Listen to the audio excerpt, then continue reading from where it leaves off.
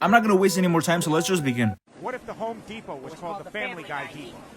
The set designs in this video are actually really well done. But for what I recommend for you to do more in the jungle sets is to put your base plate away from the blue paper sky with around like an inch of space, so the camera blurs the sky, making the blue piece of paper actually feel like it's sky. It's a small thing, but having the camera blur it just by distance alone makes its distance mysterious to the viewer, making it actually feel like the sky. I also gotta mention that the pacing here is perfect, especially for the first episode. I see a lot of people try to make the first episode the most boring one since it sets everything up, but a good story would naturally have something like that as one of its most fun things. The video begins with a hook, and then it develops into something crazier, and then it continues with another hook to make you want to wait for the next episode. It's a small thing that not everyone does, which blows me away, since this formula obviously works. The animation, especially for the car chase scene in the end, was super well done. In the first half of the video though, there was a conversation of two characters when they spoke. The camera made it look like they were looking at the same direction, and it's smarter to have their angles make it look like they're facing towards one another. Otherwise, the cinematography would be implying that they're looking away from one another into something else. Some of the dialogue felt forced, but the voice actors really put their parts into this. Regardless, phenomenal start at the series, 8.8 out of 10.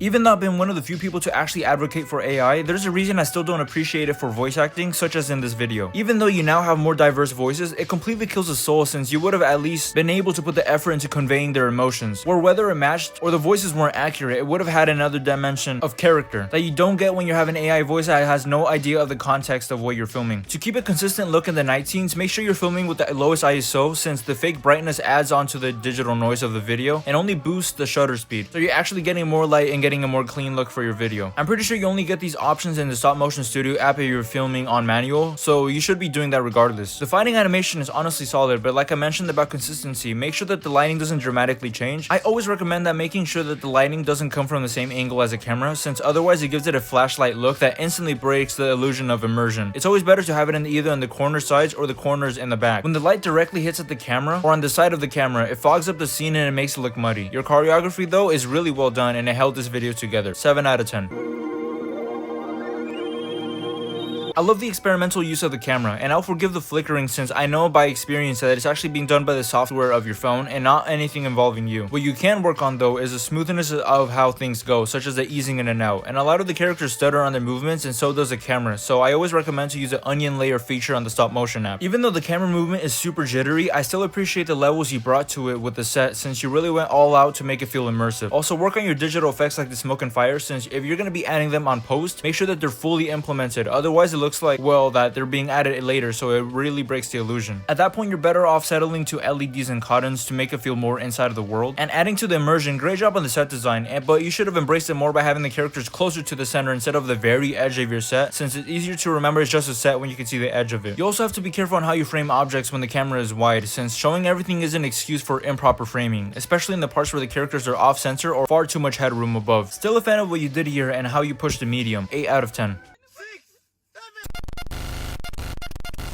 Even if both characters are super powerful, showing them having an impact on subtle things is needed to make them feel more alive. So when Superman and Goku laser each other without any damage in the beginning, you still need to add them being slightly pushed back, so it actually feels like the lasers are a part of a video instead of being added later on. What would help you out is by having the lasers originally begin as smaller, and then as the longer they are being shot, they get bigger, since beginning really large and having them do no damage instantly makes it obvious, or at least breaks the immersion that they're actually there. I like the subtle lights you use to show where the lasers would have been, but it also helps if you had the lighting done differently. That way the normal lighting isn't overpowering the LEDs as much. The way you implemented Goku flying was well done, but make sure that you remove everything in the original frame that's holding him, since the evidence that it wasn't fully removed implies laziness and being rushed. So even if that's not what you intended, you need to always go the extra level with your masking. 7.5 out of 10.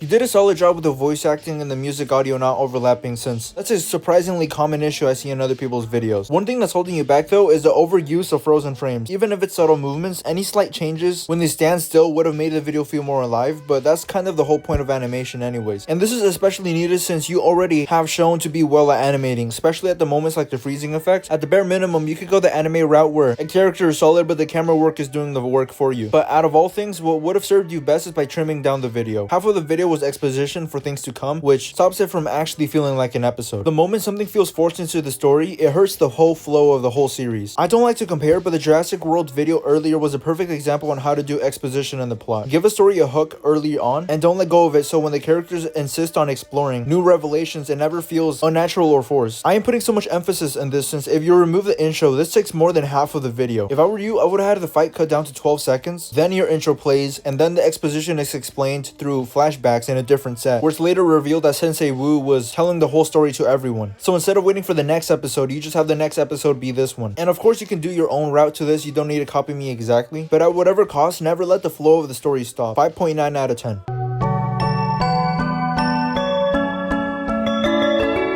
Right off the bat, it's hard to avoid the fact that the set designs are very well developed. What you need though is the use of more lights, especially for the dark skin character. You can't literally see his face for half the time. Using an extra light can give you an outline of a character, so the video will naturally look better in the dark, and at parts it will not look as dim, and there is a difference between dark and dim. And I really mean it, love your camera work. You treat it like how real people are filmed, instantly making it more immersive. The use of colored paper in the backgrounds like red and the blood effects and the music, it all sets this video into this own little world in the DC universe, and I love it. This feels so 2000s, and I love that you didn't hold back at all, and it really matters to me since I really hate seeing art that holds itself back. When you make something, you need to put the effort to go all out embracing it, otherwise there's really no purpose on making anything. Exposition is also really well done in this video since no yapping is done and it's replaced with a short flashback that alone will be its own cool video. What makes the video feel bigger is that we can see hints of other stories in it, where if there were their own series, it could stand on its own. It also makes the world feel super lived in and real. You also have to make sure that just the way the blacks are pitch black in this video, the whites are also as well. I mean this for things like the gunshots not being overexposed, since especially when it would be obvious that they would, it makes the video feel dim. And dim is basically a way to say a video is made dark without the proper resources. Mainly in the first half of the video, the pauses between dialogue felt noticeable, especially since people spoke and seconds later someone responded, but they spoke as if they're doing it immediately after. Don't be afraid to let characters overlap one another since it makes the video feel more natural. I truly love what you did here, and some polishing is all it needs. 9.5 out of 10.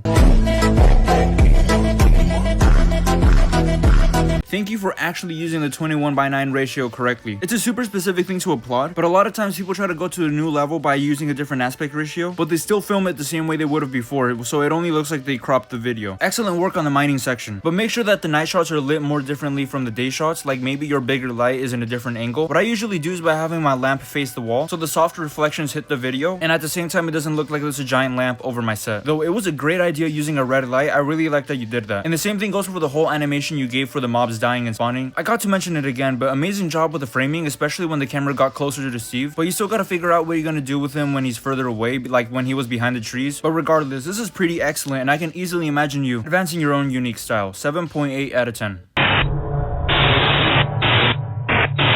I am a big fan of your animation style and the super creative use of the written dialogue. The fighting was not only dynamic, but it also lived up to the name about how this video is super goofy. Just like I've said before, embracing what you do to the maximum is basically a cheat code since it puts you on your own lane. So just work on the set design, and I actually think that using colored paper would be all you need, since it would add to the poppy and colorful look of this video. Super short review, but there's really no complaints since you had a specific vision and you did it very uniquely and passionately, that there's not really much I can compare it to. Phenomenal use of your free will. 9 out of 10.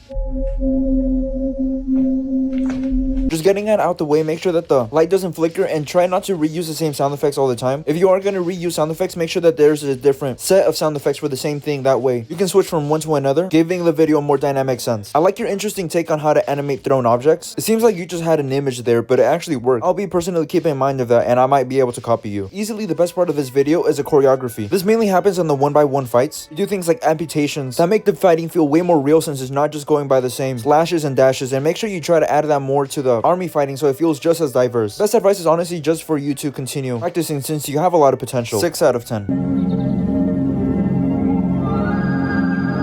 Compared to the beginning of the first season, this is like an $100 million budget boost. Just like someone in this video already, you use the 21:9 ratio correctly. And the reason I mentioned this for you is because before it felt like it was more cropped, but now that you use it more accurately, it also shows development and growth. The set design's shown significant upgrades over the time, and the animation feels sharp and brutal. As having a lot of build-up information, it doesn't really feel like this video is rushed, but for things like the domestic abuse scene, make sure that the editing feels less empty so it would have felt more intense. And of course, by that I don't mean adding super heavy music and vine booms, I just mean making it feel feel more like in a home, so adding more frustration to the voice acting. I also love that in the more romantical side of this video, the whole world looks different and is such a clear way to convey that Dan Wick's world is changing. The atmosphere in this video, day and night shots give such a mood that no one else is doing this. For everyone else, you don't need a lot of resources to get a video that's moody. It just needs a solid idea and skill and effort. And the audience would be better off watching the whole series to get to the point of watching this, but regardless, as its own, I still cannot recommend this enough. 10 out of 10. That's the people for now, and I'm aware that wasn't everyone since the rest of the people are going to be going on the next one. Luckily, the next long form is still not done, so if you ever want your video reviewed, you can still tell me in the comments below. But for now, please share, like, subscribe, and have a good day.